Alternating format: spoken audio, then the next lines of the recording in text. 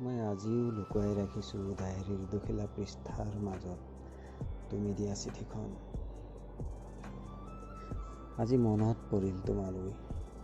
মোৰ আটাইতকৈ পুৰণি ডায়েৰীখন মেলি উলিয়াই আনিলোঁ কটকটীয়া হৈ সোমাই থকা 6 বছৰীয়া পুৰণি চিঠিখন।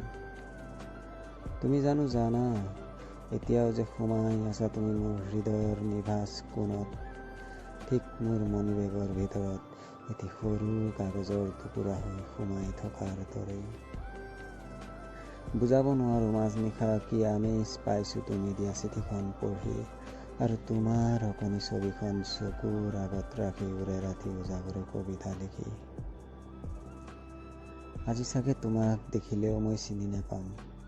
তুমি জানো পাবা কিমান বছৰ যে আমাৰ কণ্টেক্ট নাই। যোৱাকালি কাৰ্বি আংলং গৈছিলোঁ। কাৰ্বি আংলঙৰ পাহাৰেদি বৈ অহা জলপ্ৰপাতটোৰ সৈতে বিয়পি আহিছিল পুৰণি নকিয়া মোবাইল এটাত শুনা তোমাৰ সেই কথাবোৰ।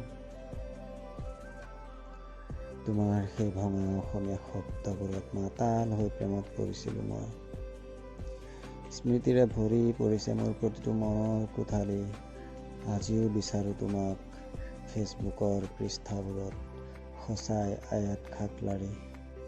আজিও মনত পৰে কাৰ্বি আংলঙৰ সেই কাৰ্বি গাভৰুজনী।